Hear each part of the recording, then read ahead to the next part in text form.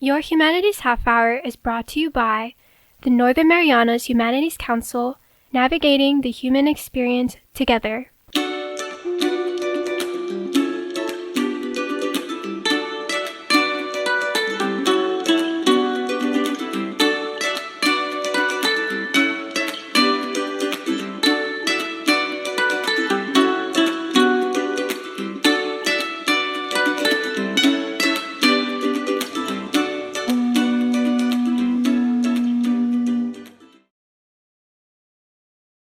Hafide, Tero, and welcome to Your Humanities Half Hour. I'm Catherine Perry. Today we're continuing our series exploring the cultures that make their home here in the Marianas by looking at their stories, legends, and folktales. And today we're going to learn about the culture of Japan. Joining us today are two teachers from the Japanese Society School, Motono Higuchi and Shigeki Okazaki Tenorio. Welcome. Thank you. Thank you. Thank you for taking time to share a bit of your culture with us. Very excited. You've worked very hard to prepare for our chat today. Can you tell us about the first story and tell us the story you're going to share? Okay. Our first story about Momotaro. So Momotaro is a peach boy in English, and then Momotaro is a beloved Japanese folk tale about the boy from a giant peach. Raised by an elder couple, he grown up strong and kind.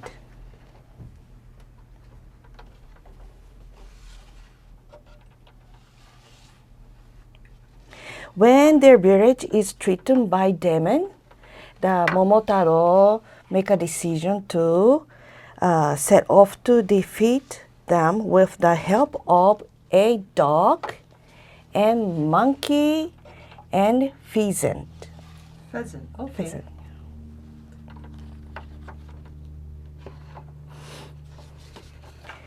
So he meet them along the way together. Then together they bring peace to the village. So they fight two demons.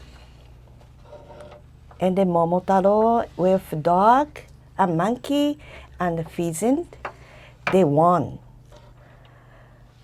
They bring peace to the village, and then this story showing, symbolizing courage, friendship, and unity.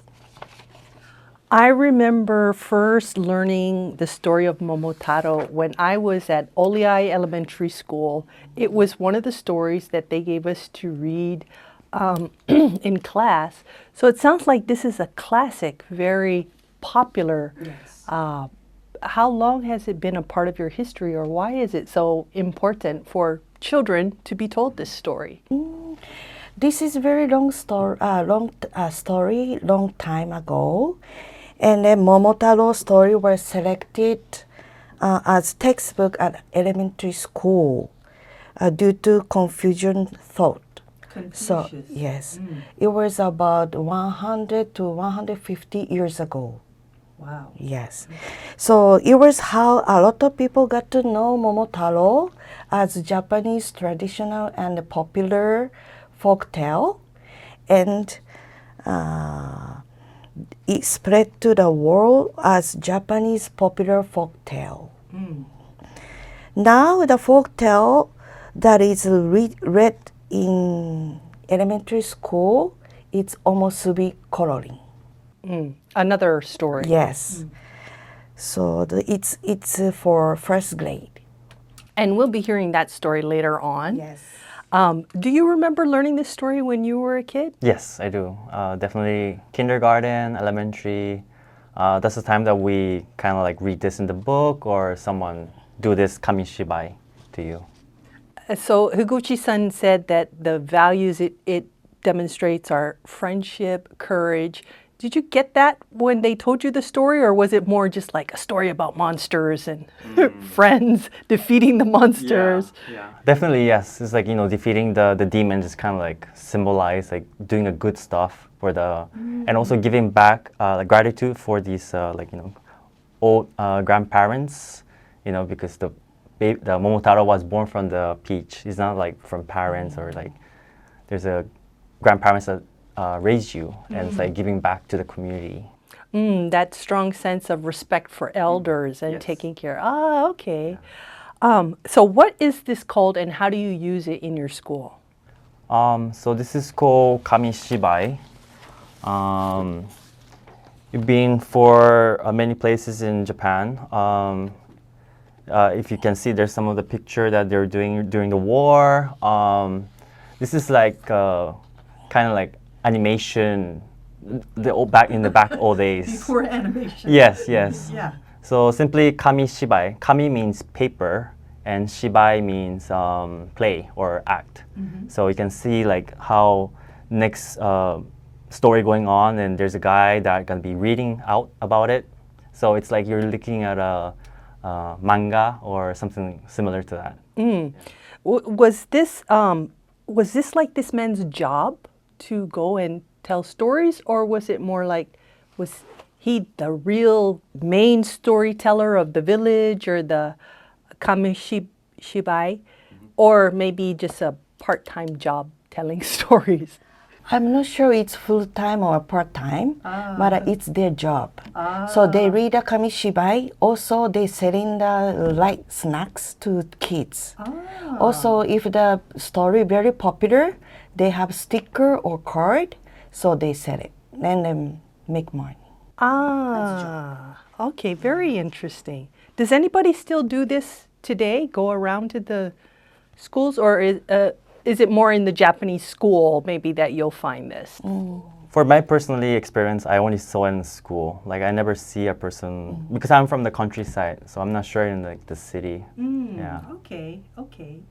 Thank you for sharing that and for helping me have a bigger appreciation for Momotaro's story. You have another one for us. You said it's called Urashima Taro. Yes. And the nice thing about Japanese names is it all has a deep meaning. What is Urashima? So if you write Urashima in kanji, ura means inlet or like a small bay, Okay. and shima means simply meaning island. So you can tell by the name that Urashima Taro. Taro is from somewhere in this, port town, or like he's living near the shore. So we can see here there's a little bit of ocean. I see some, looks like little people or boys, a turtle, some birds. Yes. And this must be Urashima. Yes. So the story starts from there's this kid start bullying a turtle.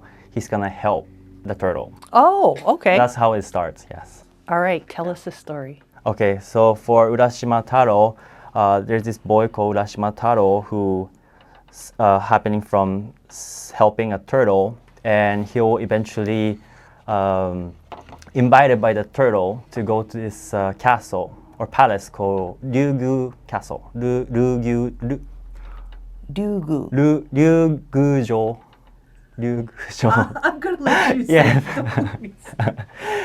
Ryugujo, which is like this, and he'll be treated well by this princess called Otohime, and he'll be enjoying all his. So because of he helped the turtle, he's gonna be having party all along. Okay, so there's some fish that live there, fish friends. Yes. Okay. Yes. So they treated him really well for. Yes, yes. And later on, you will realize that a lot of the time passes when he's in the undersea. And when the time that he was thinking about going home, he kind of misses his parents who's living in the shore. So one day he decided to go back to his home village. And right before he leaves to the village, Otohime gave him a treasure box. It's called tamate bako, and simply meaning treasure box. And at the time, Otohime made a promise with Urashima Taro not to open it. Just keep it yourself, not to open it. So he said yes, and he brought it back to his home village. And he realized that none of the people in the village he know of is gone. Like there are just no one. So when the time that he was spending the parties in Yugujo, a lot of time passed. So time was different in the Yes. real world versus under the water. Yes, he might think like few days, but it was like years, like decades that already passed. Wow. Yeah. So eventually he got desperate and he break his promise with Otohime, and he opened the box. And when he opened the box, the smoke came out and it turned him to a elderly man. And this is how the story ends. Wow, that's a little bit different from other cultures because it's a unusual, it's not a perfect ending. Yes, yeah. He turned into an old man at the end. So what is it you hope kids will get from this story? So this is my personal opinion, but it shows the deep relationship with the Japanese culture that ocean is always there, and showing the appreciation to the animal and to the sea. But like from the first part, he was helping the turtle, and in the ancient time, people get their food from the ocean, and since Japan is an island nation, people can visualize themselves of sea. It's not like they never saw sea before. Yeah, so that's one thing. And also, for my opinion, is consequence follow for action. So because he helped the turtle, he was getting the gratitude from Ryugyujo, and he enjoyed that time. But again, consequence, if you enjoy too much of that treat or a good stuff, sometimes you lost your time. And when you came back to your hometown, you realize that the time really passed and he's being alone. That's another thing. And another thing you can learn from this story is that keeping a promise is important. Because he made a promise with Otohime, but he... Not to open the box. Yeah, but see what happened is that he become an older man after he break the promise. Yeah, so importance of keeping a promise. I noticed in both these stories, it seems like the humans are friends with the animals. Is that something that happens a lot in Japanese stories, or are there bad animals? I would say yes. A majority of the stories are more like harmony, friendship. The animals are joined in these stories, but there's few. Like for example, raccoon dog. They're more like a tricksters of stories. But sometimes it can be harmful to the human. Often snakes are harmful characters in these stories, and also monkeys. Mischievous. Yes, but majority is more like peaceful. Yeah. Friendship. Yes. Well, thank you for those two stories. I understand we have another one, and we'll get back to that after this break. Looking for resources about Marianas history, culture, and more?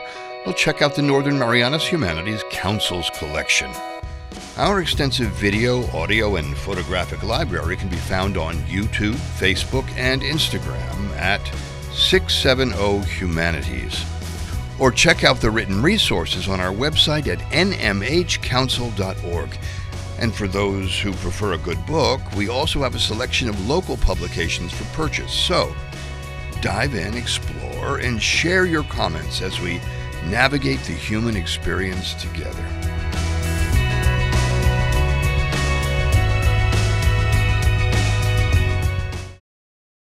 Welcome back. We're telling stories today with Motono Higuchi and Shigeki Okazaki Tenorio of the Japanese Society School.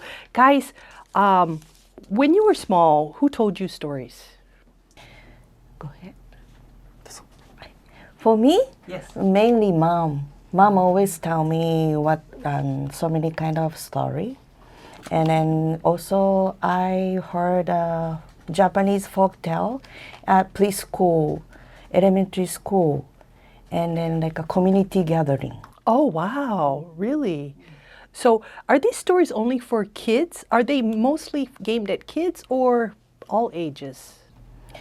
Basically, all ages, because everybody can learn something from the Japanese folk tale.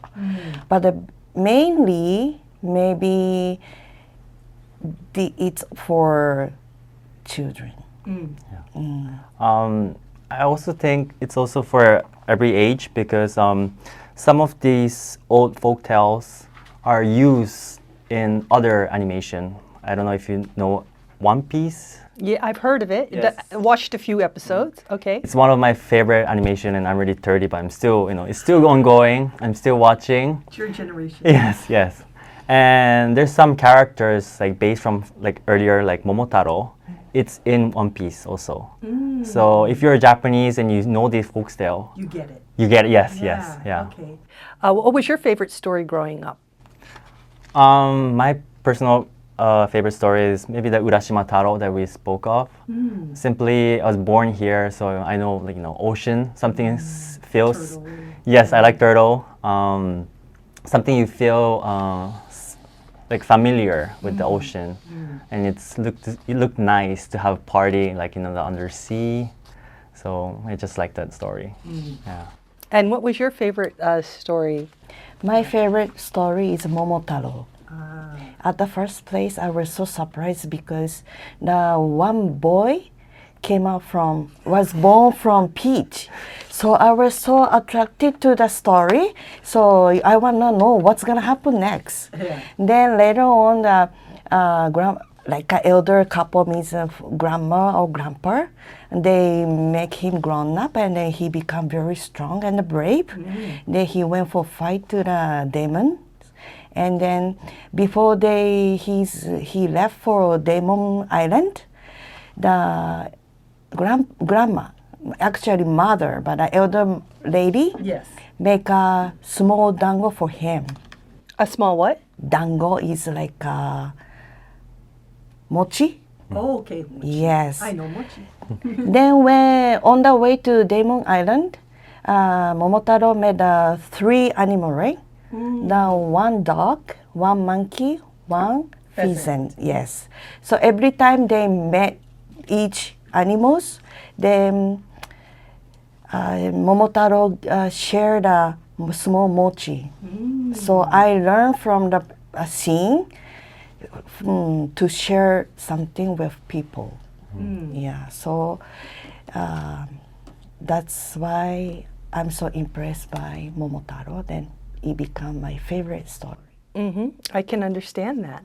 Food is so important. It's a great way to show friendship, right? Just to share food. So I understand you have one more story for us, and the title was interesting for me because it's Omusubi Kororin. Kororin. Kororin. Yes. The part that catches my ear is musubi, which is, I know, something you can eat. So what is this story about? It's about omusubi, exactly Omusubi Kororin. Omusubi is rice bowl. Kororin is expression. It's how the something rolling down. Rolling down? Okay. The sound. So we're gonna talk about this. Omusubi Kororin is heartwarming Japanese folk tale about kindness and unexpected rewards. An old man dropped his rice bowl, which rolled into a hole in the ground. When he follows it, he discovers a group of mice happily singing and dancing. They welcome him. So he go into the hole. He was curious. And he saw mouse. Here, I think pounding mochi together. Yes. And enjoy his like the mouse. They enjoy his rice bowl and then give him treasures in return for his kindness.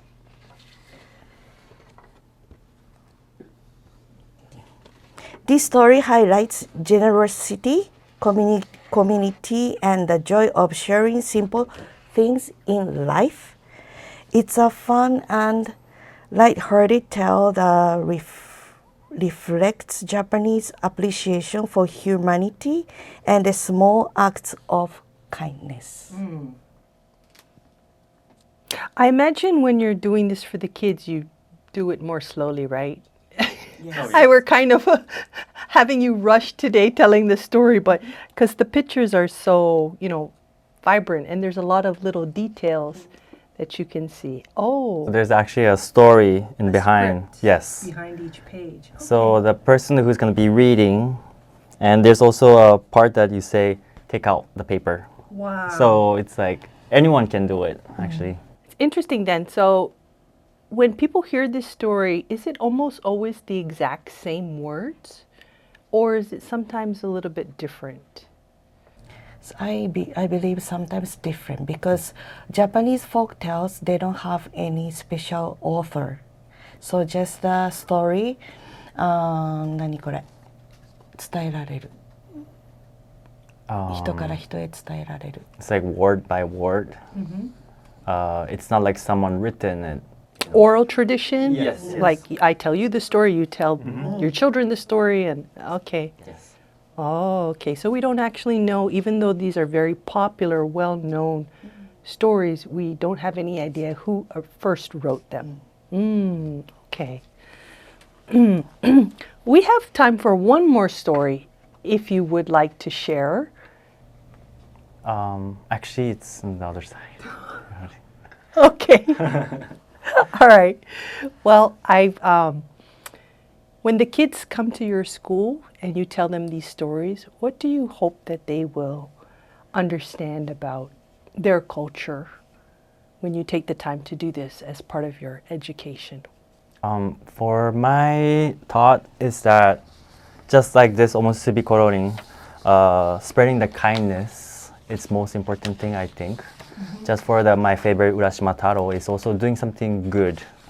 Doing something good, you might not want to have a treat at the end, but just doing something good to the people will have a happily ending. Those are the things that I want the kids to have, so that if they have in those situations that they can help someone or do something for someone else or something else, they're making an action and do the good thing to the community. That's very sweet. So it's not just a story for fun. I mean, it is fun. Yes. Or for entertainment, but also to teach them something about what you would like them to know about their culture, how to treat people, like you said, with kindness or courage or respect or like a value. yes, values. Thank you so much for sharing today. Any final thoughts before we close? Higuchi-san, thank you for coming. Thank you for preparing so carefully. Thank you too. Earlier I said Japanese folk tales we don't know who made the story. But once each story has deep meaning to learn something.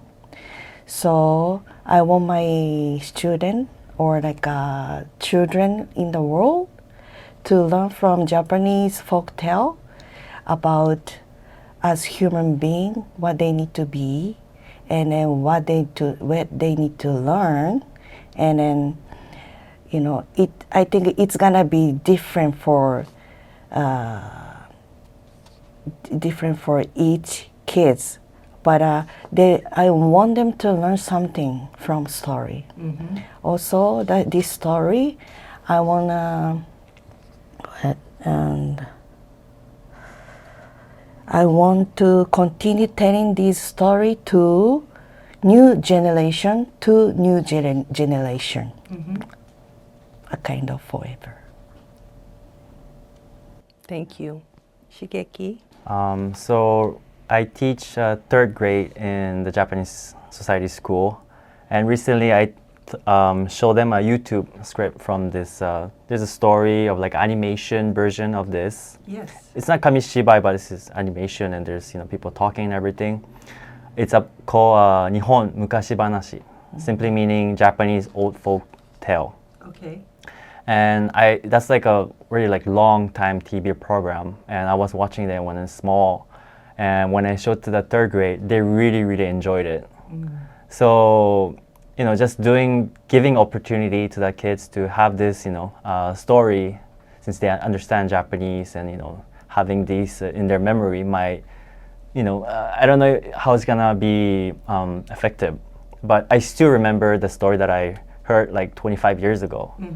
So I hope that my giving that teaching or just showing to them about these stories is gonna, they might think about it later in the future, and even making a decision someday might think like, oh, something good to the something. Yeah, From the story. Well, I still remember Momotaro from 40 years ago, but now I can remember it better thanks to you explaining it. So thank you both. Thank you for your time. I wish you the best in teaching the young children the important values of the Japanese culture. Thank you for sharing. Thank you. Our guest today has been Motono Higuchi and Shigeki Okazaki Tenorio from the Japanese Society School, sharing with us about Japanese culture through some folk tales. This has been your Humanities Half Hour. I'm Catherine Perry.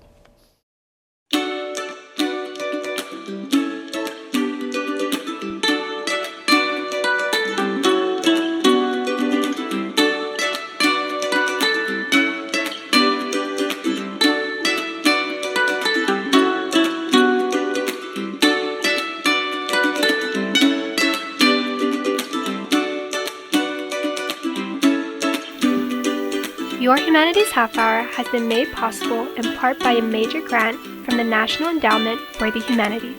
Democracy demands wisdom. Any views, findings, conclusions, or recommendations expressed in this program do not necessarily represent those of the National Endowment for the Humanities. For more information or to share your thoughts, contact the Northern Marianas Humanities Council at nmhcouncil.org or on social media at 670 Humanities. That's 670 Humanities.